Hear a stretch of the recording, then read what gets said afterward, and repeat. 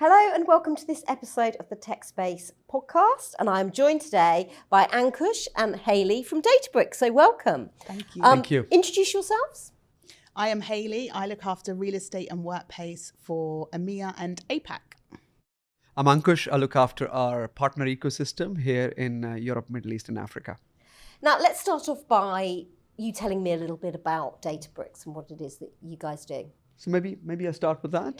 So Databricks was founded in 2013, and it was created out of University of California, Berkeley. We had 7 researchers out there who created this company, and they were kind of at the forefront of, front seats of kind of witnessing the power of data and AI. And they saw these companies like Amazon and Google and Facebook really using AI technology on their very large data sets. And these companies are incredibly successful, as we know, and they've created their own proprietary data and AI systems. And our company was started to really let every company be able to leverage the power of data and AI. So we started with a mission to democratize data and AI, and we created these new open technologies. Founders created that to build a unified system for data and AI. And we just celebrated our 10 years in 2023 last year. And again, with the Gen AI thing coming up, we wanted to be at the forefront of that. And we made an acquisition of Mosaic, a company, and now we've launched a new offering, which is a data intelligence platform combining Gen AI with our Lakehouse paradigm.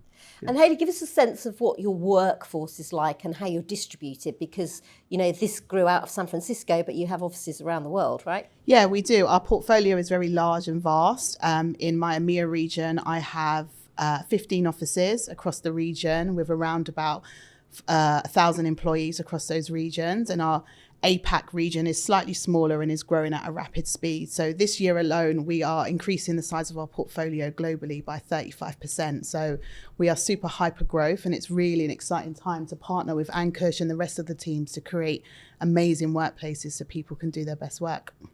Now, we've got this divide in society now, the before and after COVID. So let's sort of try and put into perspective how you worked as a company before COVID, and then how things have changed since. Yeah, so I joined Databricks during COVID. So I was at home, I was working. My first project was I had to find a new office for our London team, and I also had to design and build a new cafeteria in our Amsterdam office without stepping foot in it. So already I was like, wow, like how am I going to do this? So I think we were super agile from my understanding before the pandemic. We've got a really strong remote workforce, so we were used to that hybrid collaboration. But I think what the pandemic did for us was actually allow us to pause, look at where we want to go as a company in terms of our real estate portfolio, our culture, and actually spend the time to actually look at the tools we provide in terms of Databricks. But now we use those tools to actually analyze how people use our workplace, how they come in, and that's allowed us to drive strategic decisions and actually open offices in new markets and really create experiences in the right way. So COVID was a bit of a reset for us as a department, and now we've come out of it with larger offices. We're still catching up in terms of finding the right spaces, but it was actually really nice to just take some time and focus on what actually we need to do and deliver. You say larger offices, that feels like not the norm. A lot of people have made their offices smaller. So was the larger office because you were still seeing great demand for people to go into work, or just because you were expanding so rapidly? I think it's a bit of both. I think we are very unique in the way we work at Databricks, where when I talk to other companies in the same situation where people love coming to a Databricks office. And I think that relates back to the amount of growth we've gone through. I think everyone at Databricks seems to be new, right? So we're all trying to figure out our way through our careers, how we do our work, and nothing beats being in person and being in our offices. And I think part of it is the workplace experience team that report into me, who worked fearlessly to create amazing experiences, from partnering with our employee resource groups to, we did a massive event across the whole of EMEA and APAC for International Women's Day, and really enabling Ankush's teams and our other sales teams to create those customer moments, I think is what drives people to the office. We do still have quiet days. Fridays are still fairly quiet, but they were quiet before the pandemic. So yeah, it is very different at Databricks for sure. So what does a working week look like? I mean, is there a pattern? It used to be, didn't it, that, or I say used to, like it was years ago, but after we came back to work after the pandemic, so 2 years ago, the pattern seemed to be Mondays and Fridays were the bookends and we didn't really want to work those, and then the middle of the week we did.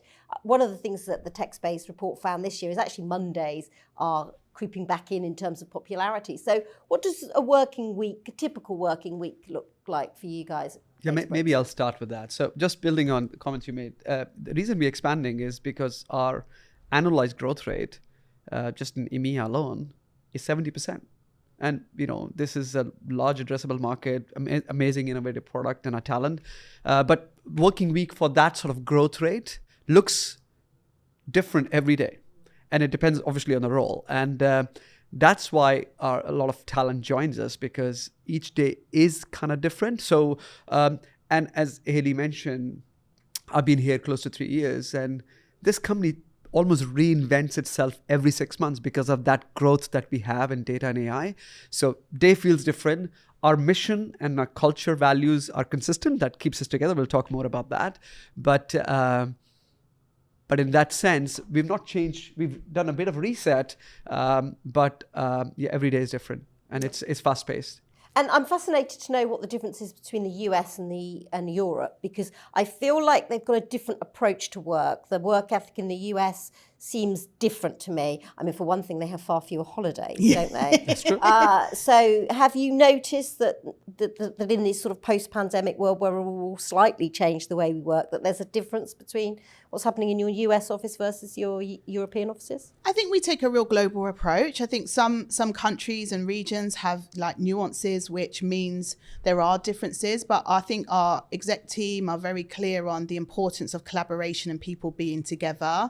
So we do have our employees, we refer to them as Bricksters. So we have Brickster team days, right? So for instance, Monday might be HR, legal and finance. So, if you come in on a Monday, you're generally going to meet those teams in the office. And we've done that globally. So, and then Tuesdays and Wednesdays is engineering, Thursdays is sales. And we generally have that approach globally across the same sort of standards on our team day. So I think we don't have a difference. I think because we are in an international company, we all work a little bit differently as well. Sometimes in the morning, I'll be on a call with Australia, and then in the evening, I won't do a US evening because otherwise my time zone is different, and vice versa for the US teams. They may start earlier because of EMEA or start later because of APAC. So I think we've generally got a good balance on how we manage our time, and we're giving the freedom to really ensuring that we're delivering the best possible work.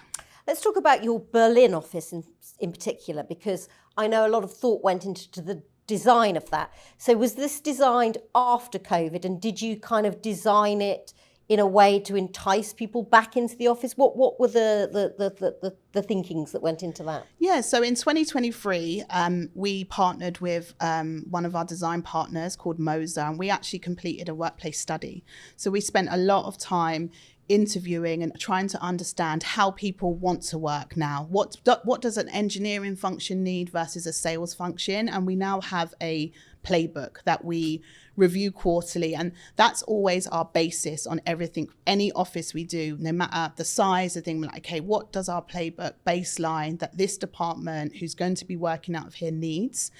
So we do that. So that's our starting point. We then speak to our team who are based in the office. I don't work from the Berlin office. I visit it, I design it, I work with our partners, and then we understand what they need. And then we partner. So for that office, we partnered obviously with TechSpace, who the community team there were incredible. They've got a great design team who took our playbook, laid out the floor, came up with some solutions. And it was really a collaboration between Databricks needs, our employees' needs, and TechSpace helping us get to that point. So there's lots of things that we build into there, but overall it's all about what's the employee type, what's the data told us on how they've been using the office before that, and then we create the space to allow the employees to do their best work. So paint me a picture of what that office looks like, because neither of us are there. So it would be nice to sort of imagine what it is that you can do with physical objects that change the way an office is purposed.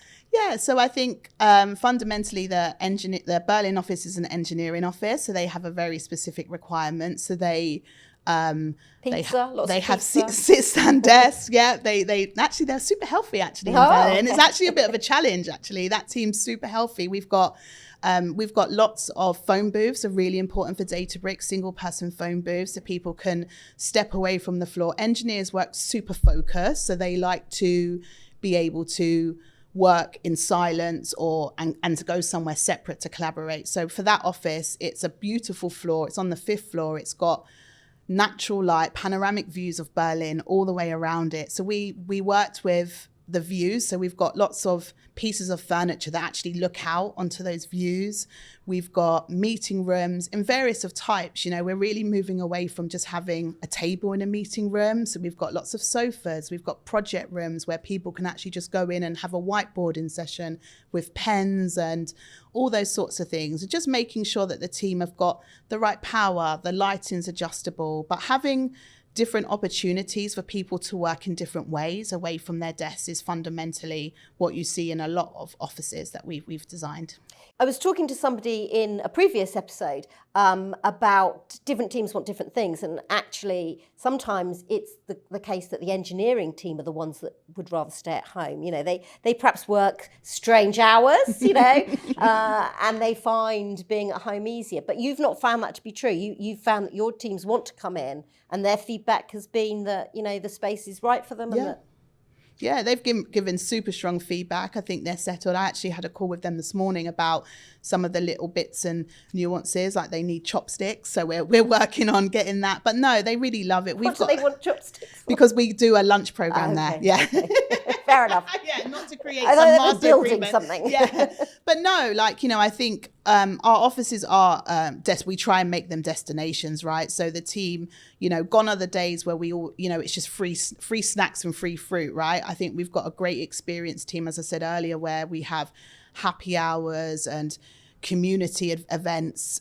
We recently held an event in London, actually, with a land collective, which is a charity who work towards bringing diverse communities into real estate and into the industry. So we're really trying to build our community presence and actually have purpose for our spaces and make them hubs where people from any walks of life can come and have an event, meet our team and actually spend time with them.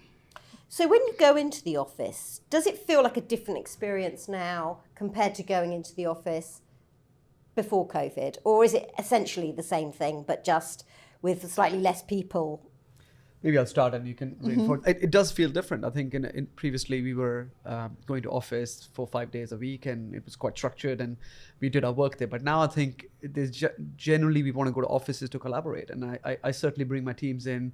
We have, you know, 1 or 2 days or 3 days, depending on a team day and different functions, different departments come on a particular day, and that's for collaboration. So there's more, I feel more organic collaboration space and vibe around it. There's definitely more people interaction. I think, you know, we're certainly not hunched on our computers and just, you know, doing stuff we could have done from home.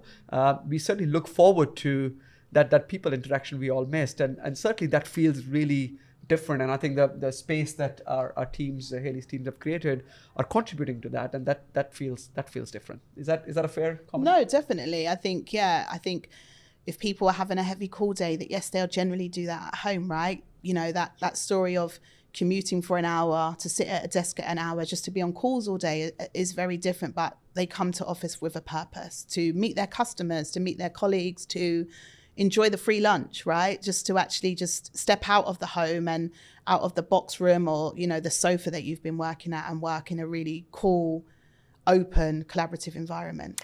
And in terms of sort of the amounts of time that people are spending in the office, what are you seeing? Is it around 3 days or are people keen to go back more? We've seen some companies mandating 5-day weeks, which feels kind of quite an old-fashioned approach. What are you seeing in terms of the time people are spending in these offices? There are some functions that are probably coming a day or so. But generally speaking, we are a global company, fast moving. We want to be in front of our customers and our partners.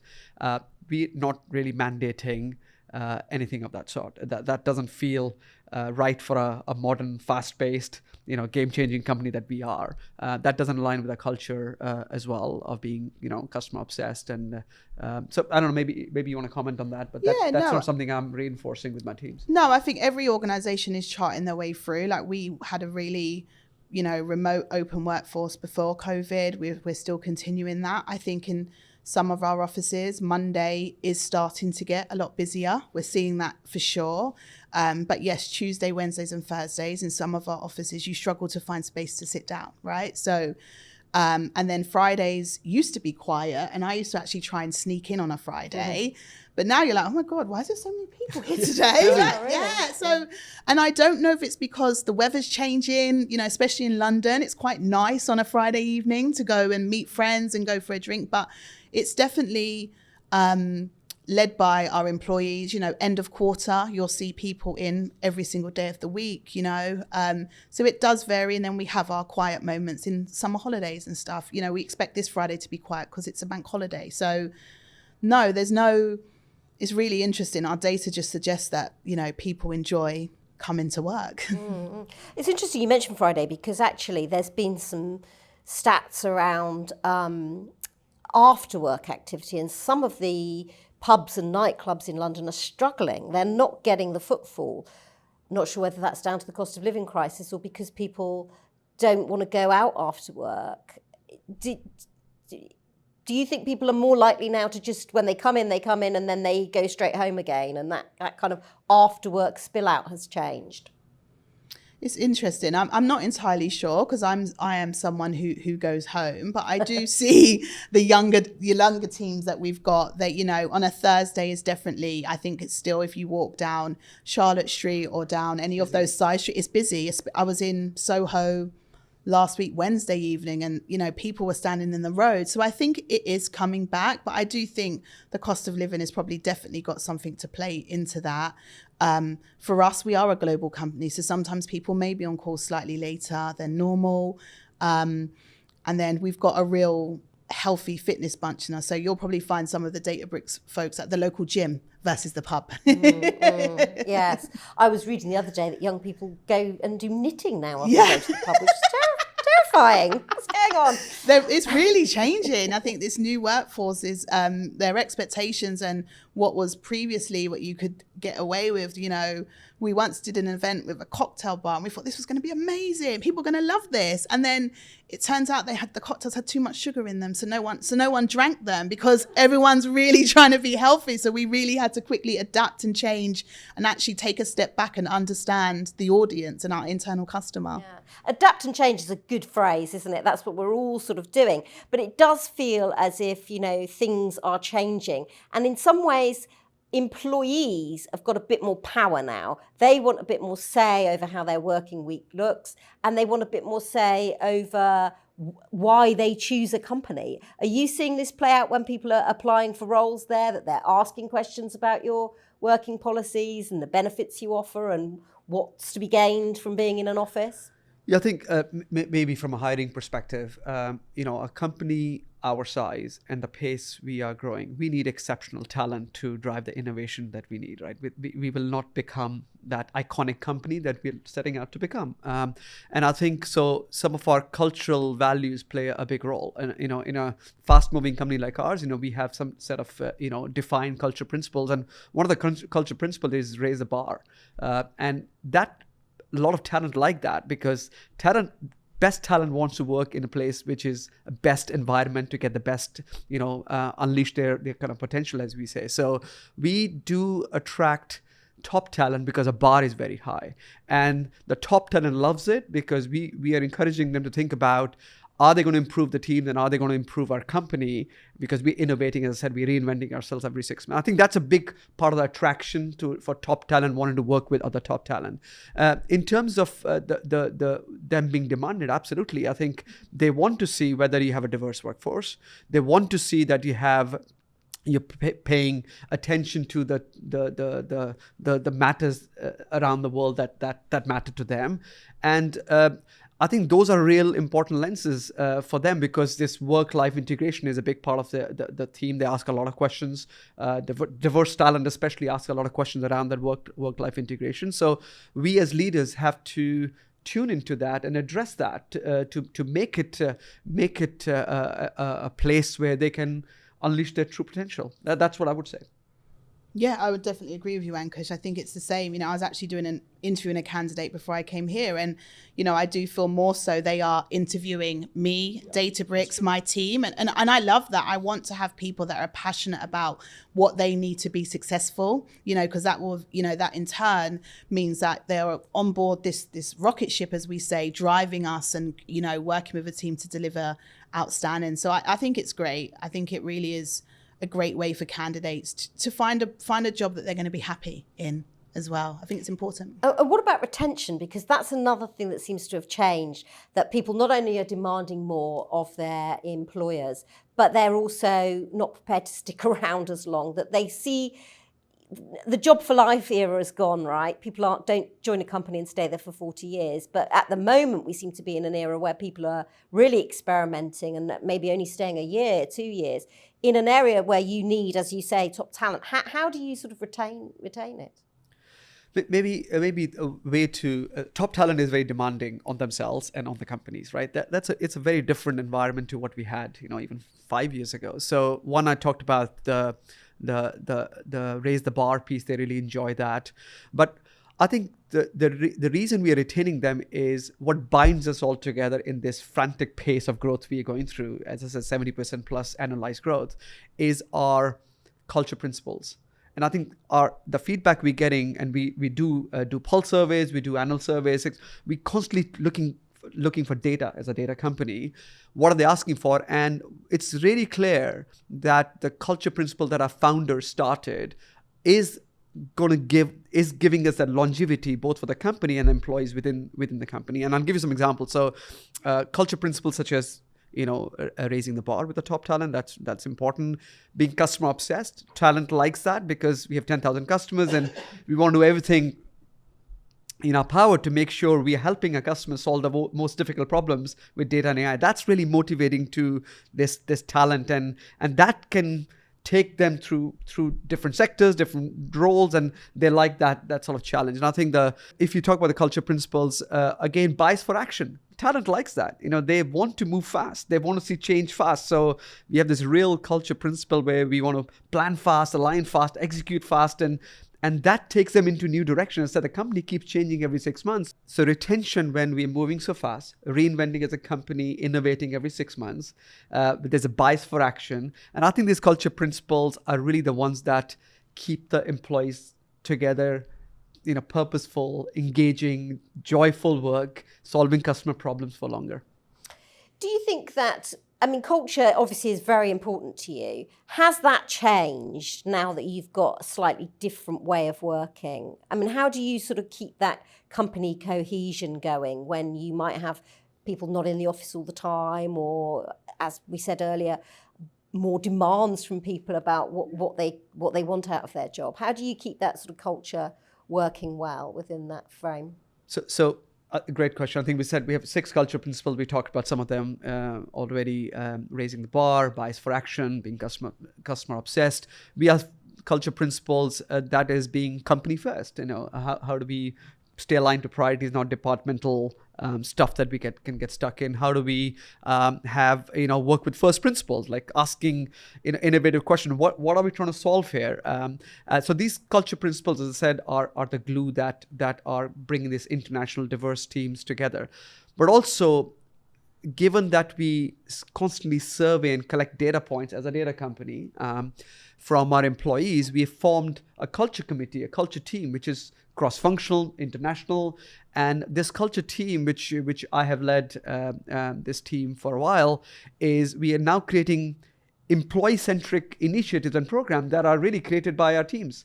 And they are then coming up together, doing meetups, doing these amazing initiatives that impact our society around us.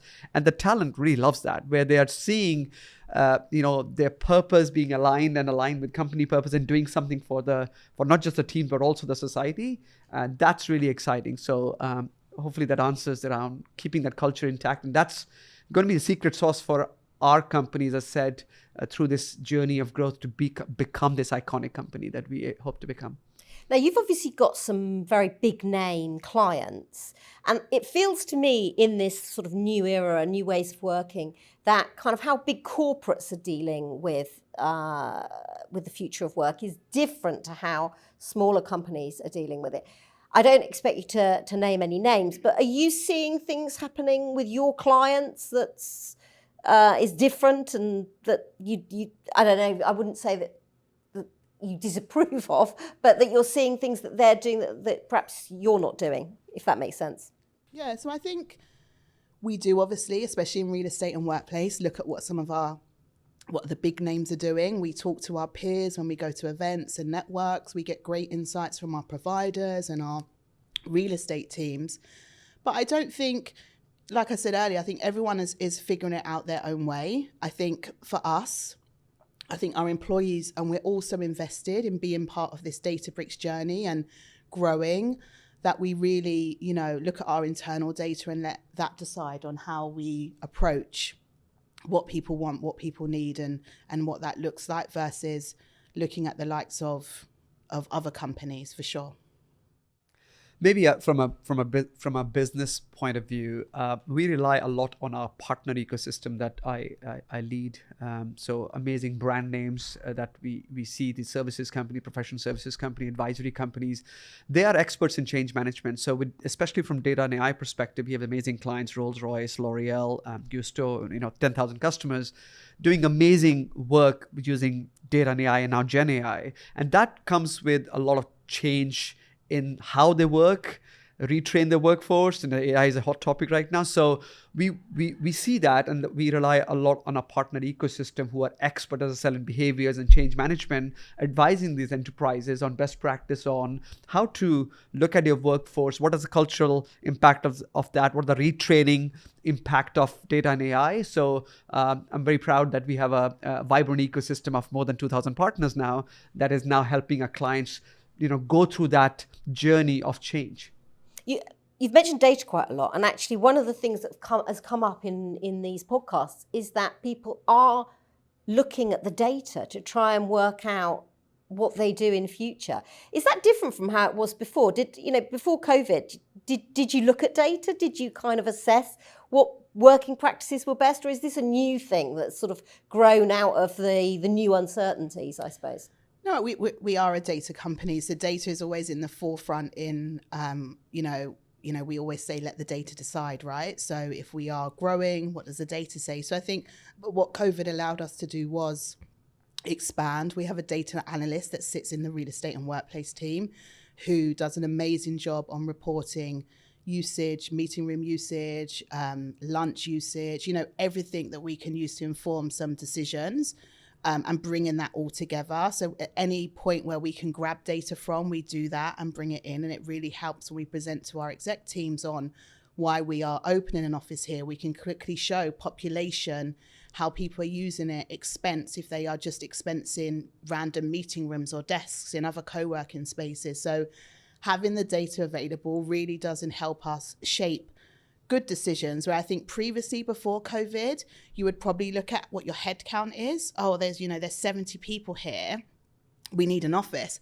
But actually, those 70 people in that particular city all might live outside the city, but that's just where they all go to once a week. So actually, do we need to now look at actually platforms that allow them to come together versus physical office space? So we work with a company called Dasana, who are a desk booking platform. They bring in all the providers, and you could book a desk, walk past a room, book a desk, walk past a center, book a desk on the go and just work from there, and it's charged per hour. So actually having greater flexibility as well is what we're seeing in some markets as well, because some regions don't need an office because they just need a place to meet.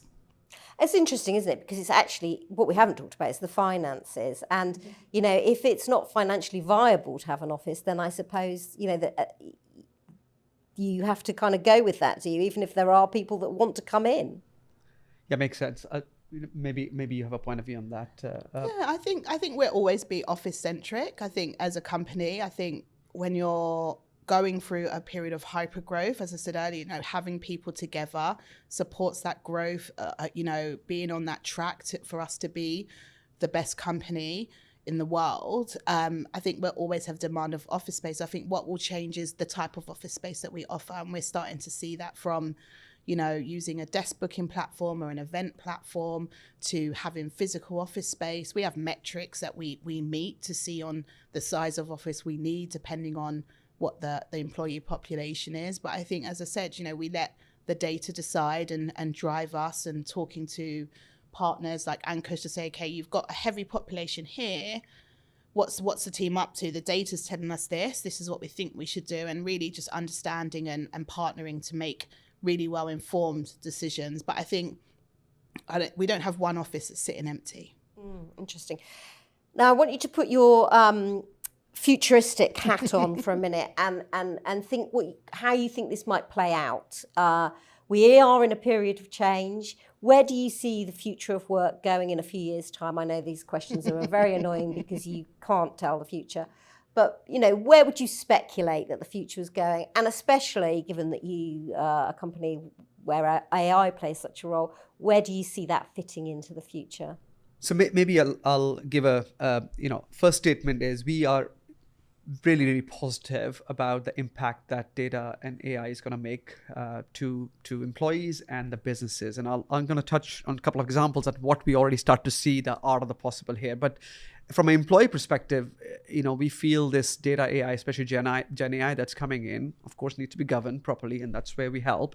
But it's going to unleash productivity and innovation and creativity in employees like never before, right? Grammarly, for example, is a big customer of Databricks, use us as a data intelligence platform.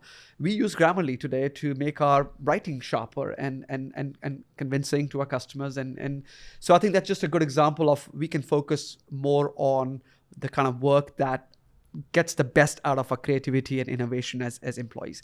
Maybe I also want to touch on maybe 2 or 3 examples of how businesses are going to change. So you asked previously about what happened in the last 4 or 5 years with this data. Now, in the past, all this data was there, but it was locked in different silos, right, in multiple systems. And technologies like Databricks are now helping bring all the data together in what we call as data lake from a technology perspective, but unleash the power of that data. So example would be Rolls-Royce. So this engine manufacturer, they are creating a digital twin of that engine, so they can check real time what's happening to the engine, like what's the corrosion on the blades look like. It flew from a sandy maybe area, so they can do predictive maintenance, and they've cut down the time it takes from maintenance by 50%, right? And it's sustainable because less fuel and so forth. If you look at L'Oreal, it's trying to become a beauty tech company, trying to see a really personalized experience, and they just started on this journey where as a customer you can have a personalized advice, you can try online in shops, and they can see end-to-end customer journey.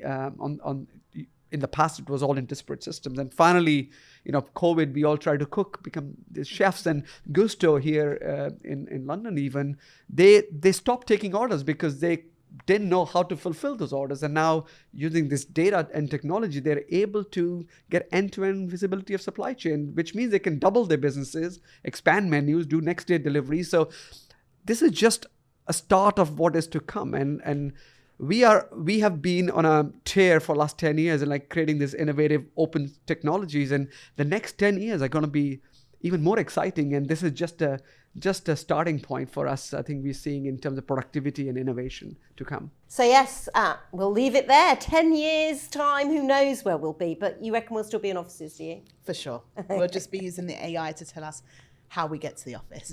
Amazing. Well, it was lovely. Thank you so much for joining me.